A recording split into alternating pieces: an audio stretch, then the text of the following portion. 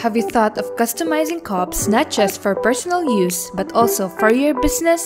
Start your printing business now with OKI Pro8432.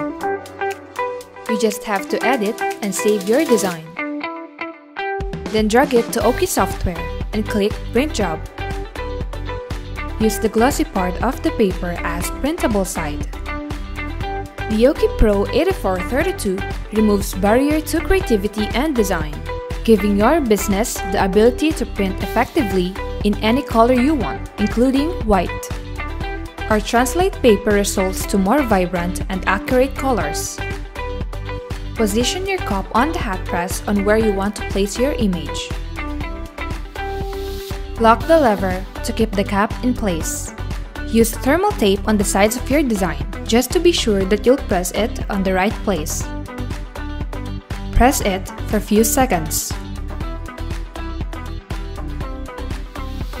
Then peel the transfer paper from the cap.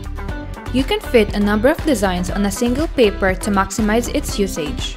So that means you'll be able to produce multiple cups in just one A4 Translight paper. Just follow the previous steps showed in this video. All you need is one paper to transfer your design to the cup.